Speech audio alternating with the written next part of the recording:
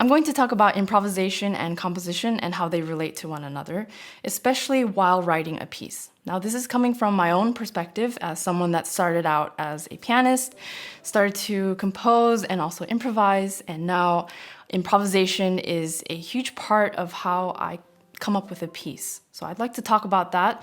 So again, this can be a very complicated and broad subject, but I'm narrowing it down to how improvisation has led to the birth of composed pieces in my case. Before we get into specific examples, an analogy that makes a lot of sense to me in describing how to take an improvisation and turn it into a composition is landscaping. So if you were to imagine a plot of land where maybe you deliberately planted a few items, but you just let the plants and flowers grow on their own. So you have wildflowers, trees, bushes, and again, you just let it grow. And then you take that and you manicure it slightly. You trim some edges, you do the gardening stuff. And I think there is tremendous beauty in leaving something in its natural form, but also a lot of beauty in something that's more manicured. So I think sometimes there is more of one or the other, depending on the musical idea or the piece. But blending these two worlds to me is quite interesting. Actually, just one more example related to phrases and speech. So let's say I come up with a completely out of nowhere improvised idea, thought. I am looking into the camera and it is strange because I feel like I'm looking directly at myself or looking at something looking at myself. And this is quite strange, and I'm trying to come up with ways to express the thoughts in my head, but sometimes I'm less successful than others, and this is going on and on and on. So I can leave that as is, or I can probably change a few things or trim certain edges and turn it into something that is maybe less improvised. The thoughts in my head, but okay, so I'm editing this video right now, and if I were to really give justice to that improvised speech example, I would take what I recorded and transcribe it, which I did. So I'm looking into the camera and it feels strange, blah, blah, blah, blah. So what I would do, similar to how I would treat a transcription of an improvisation that I did, is that I would just look over this and try to restructure it and do the trimming and landscaping business. And let me actually do that. Okay, so I've made some progress. As I'm looking into the camera, so next line, looking at something into and directly at myself, but not myself. Wait, as I'm looking... Okay. What am I doing? Okay, so I know this is getting a little cheeky, but I'm just gonna run with it and share with you all the poem that I came up with. As I'm looking into the camera, looking at something into and directly at myself, but not myself. Quite strange it is, so far, so close. The thoughts in me and you. We go quite far into the screen. The lights come pale, on and on, and on and on. Go to sleep. Now let's get into specific music examples. The first one is a piece called Acquiescence that I wrote recently. It draws from an improvisation. Usually when I do this, I like to...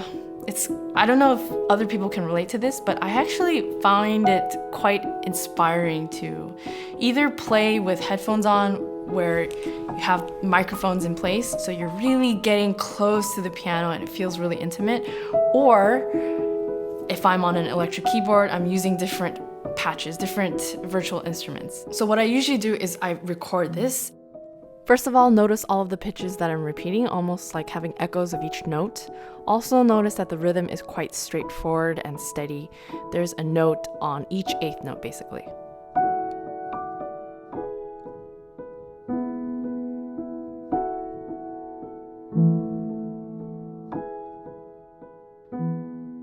Now listening to the final version, I omitted the repeating notes, especially in the right hand, for a more composed, calmer flow. And by omitting these notes, there's also a more prominent triple meter feel and a clearer melody.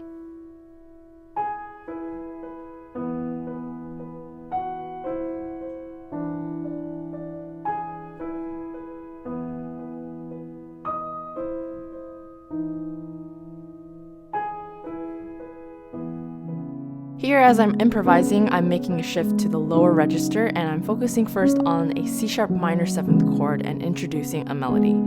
Take note of all of the additional material added by my left hand, crossing over and back, and also take note of the rhythm.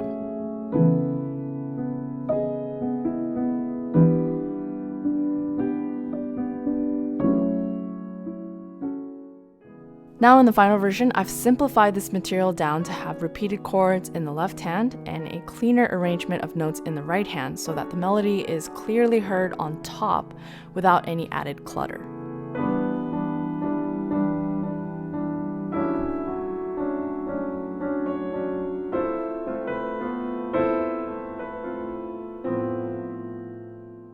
So as you can hear, a lot of this process involves making these ideas more compact for the final version.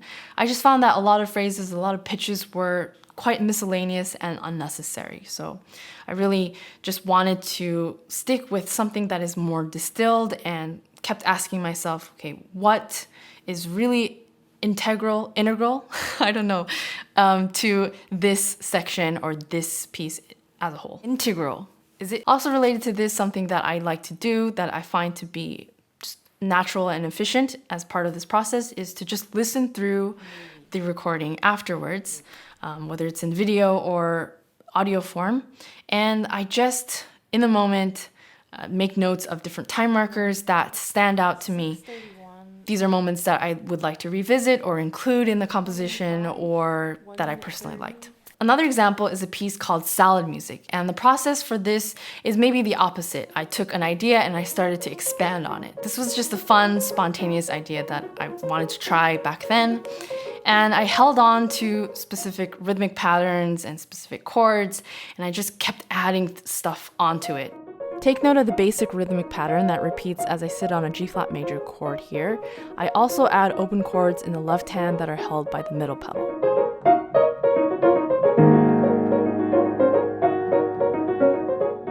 Now here in the album version, I use the same repeating motive throughout the first section, and I also have added more sections to give the piece a larger form and body.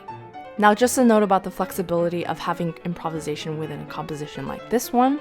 I think there's a strong distinction between music that is meant to be improvised once, like a jazz solo, and music that is meant to be repeated again as a composition. And for this reason, I chose to include sections in this piece where I leave room for improvisation because I think this sort of spontaneity, I guess, suits the character of the piece. What I think gives it more structure are the sections that are composed and remain consistent, and those have actually been formed a lot of times by improvised ideas that stayed with me over periods of time, and I would naturally make tweaks to them as I repeat them in practice.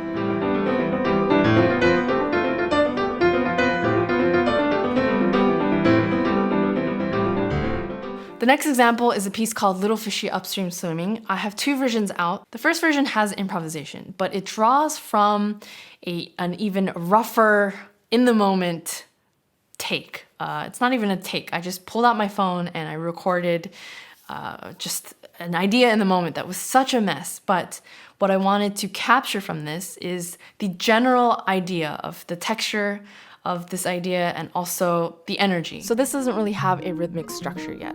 I wanted a jagged yet clear rhythmic pattern, but I wasn't able to execute it as an improvisation. But I did, however, do my best to approximate the texture that I wanted, which alternates between the synthesizer and the keyboard from note to note.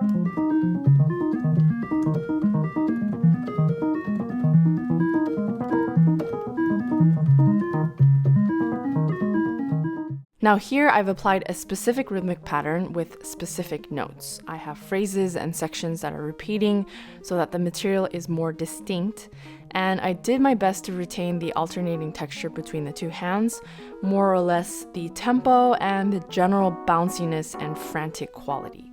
I've also cleaned up the notes so that there is a clear harmonic center.